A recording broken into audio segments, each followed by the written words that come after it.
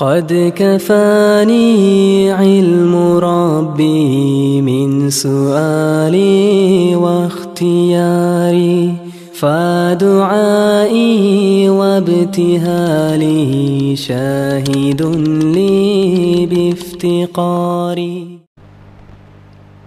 Saya punya guru Kiai Hamid Pesuruan itu kalau sholat duhur jam 2. Itu mungkin di Jawa ya satu-satunya aja. Saya juga nggak paham apa sebabnya itu. Beliau ini sholat duhurnya jam 2.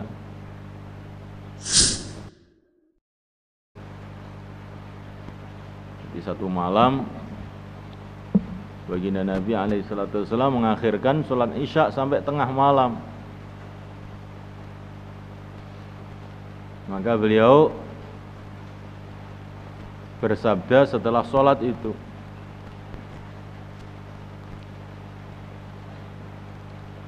orang-orang sudah sholat kemudian tidur. Begitu datang waktu isya sholat tidur. Tetapi kamu, selagi kamu masih menunggu sholat, kamu masih dapat pahala sholat.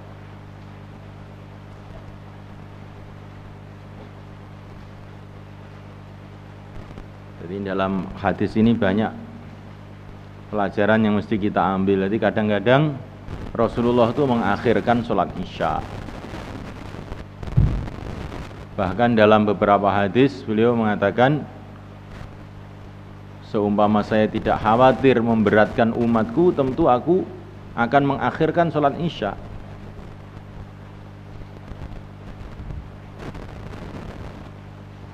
Tapi yang Nabi itu yang senantiasa, yang selalu itu sholatnya itu awal waktu isya itu. Tahfifan alal ummah, untuk dan umat gitu. Maka Imam Syafi'i berpendapat bahwa sholat isya awal waktu lebih baik. Karena itulah yang dibuat Nabi hari-hari. Tetapi sebagian ulama berpendapat kalau tidak masyaqqah, paling bagus akhir. Kalau tidak memberatkan, akhir yang bagus. Maka di sini agak saya akhirkan itu salat isya itu, karena saya anggap tidak menyulitkan, karena ini yang sholat di sini kan semuanya kan santri, ya, sehingga tidak memberatkan. Tapi kalau seumpama orang umum juga sholat, ini ya mungkin sangat memberatkan kalau sholat isya itu akhir.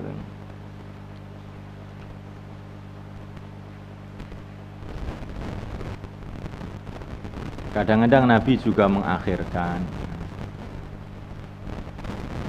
Jadi mengakhirkan sholat isya itu memang pernah dibuat oleh Nabi.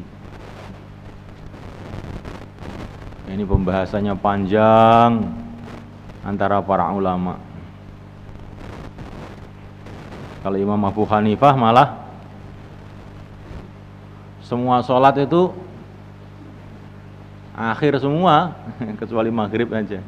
Zuhur diakhirkan, subuh diakhirkan, asar diakhirkan, isya diakhirkan. Imam Abu Hanifah. Walikulli wijhatun huwa muwalliha. Semua juga punya alasannya masing-masing.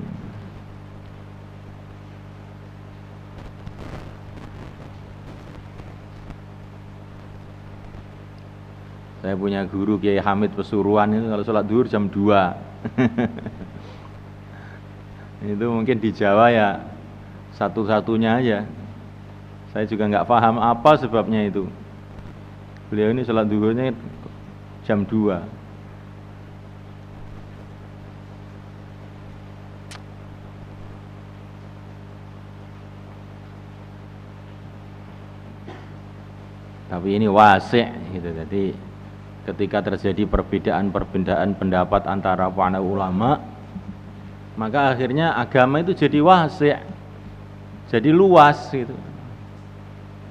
Tidak usah dijadikan masalah. Justru ini kelonggaran malah jadikan masalah. Nggak usah jadikan masalah.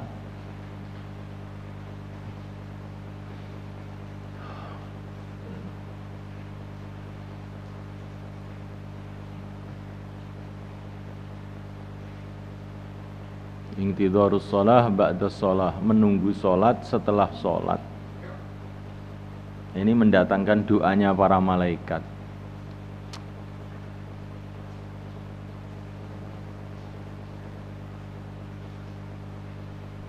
Jadi ketika sholat itu adalah amalan yang sangat tinggi nilainya, usaha untuk sholat berjamaah, menunggu sholat berjamaah itu pun juga nilainya sudah sangat tinggi.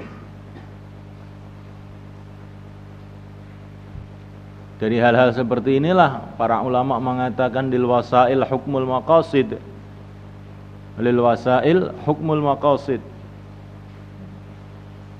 Wasilah-wasilah terhadap sesuatu itu adalah seperti sesuatu itu.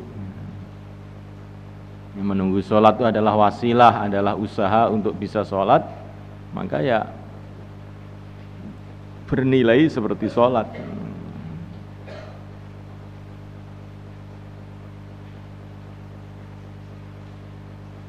Maka dakwah nilainya jadi besar, di antara sebabnya ya ini. Karena dakwah ini adalah wasilah untuk menghidupkan semua amal. Tanpa ada dakwah kan nggak ada amal, bahkan tidak ada iman. Nah, karena dakwah itu wasilah untuk menghidupkan ibadah, menghidupkan muamalah, menghidupkan muasyarah sahihah, menghidupkan seluruh kebaikan, maka nilainya jadi sangat tinggi dari sisi ini.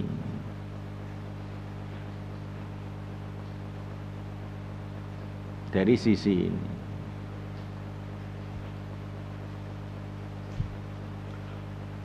Jadi setiap amal itu ada nilainya tersendiri dari sisi-sisi yang berbeda-beda, dari haitsiyat yang berbeda. Salat nilainya sangat tinggi dari sisi itu menghadap Allah.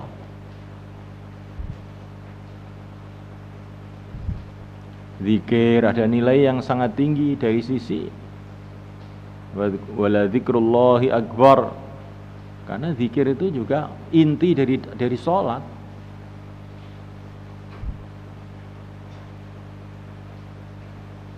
Sedekah juga ada nilainya yang sangat tinggi. Karena itu membantu umat sehingga mereka bisa mudah untuk buat amalan yang lain. Jadi amalan itu kalau kita nilai, kita lihat itu ada keistimewaannya masing-masing yang tidak dimiliki oleh amalan yang lain.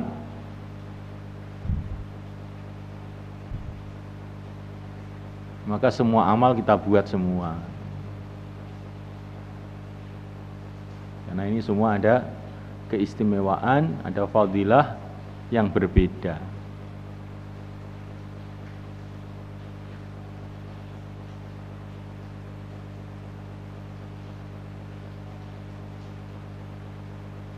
Ya, contohnya adalah Rasulullah SAW.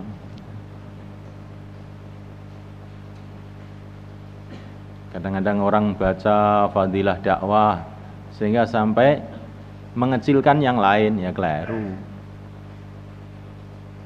Wong dakwah itu maksudnya untuk menghidupkan semua amalan yang lain, itu kok mengecilkan yang lain, malah jadinya jadi berbalik kan jadinya.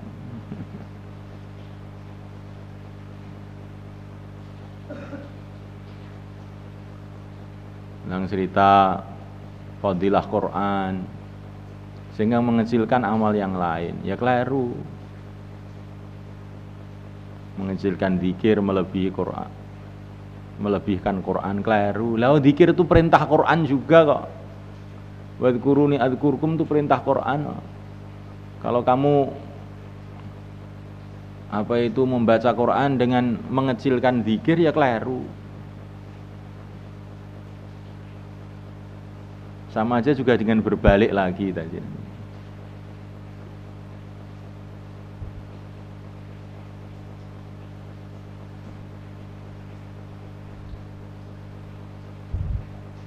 Puasa ya.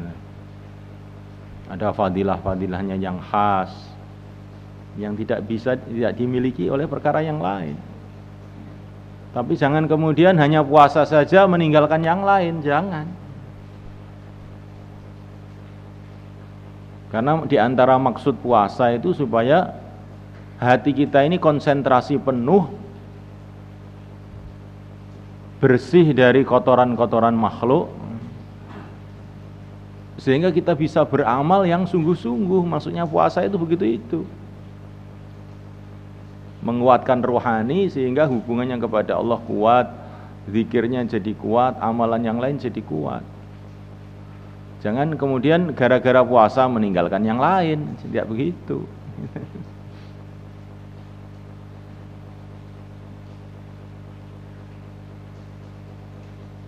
Mencari ilmu itu juga punya fadilah yang khas, yang sangat tinggi.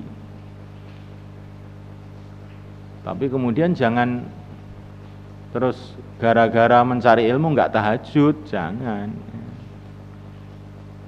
Tahajud itu nanti akan menguatkan ilmu. Dalam tahajud itu kita akan doa, Robbi zidni ilma, sehingga mencari ilmunya jadi mudah. Karena banyak doanya gitu, bukan karena mencari ilmu tinggalkan tahajud.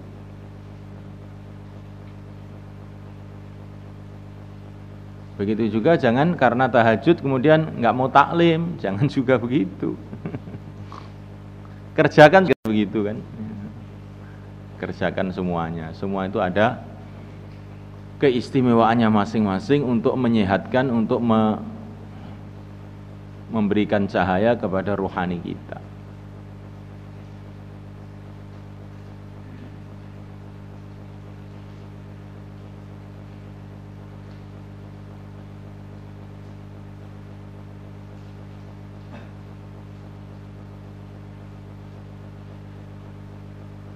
Mahun ya kawan.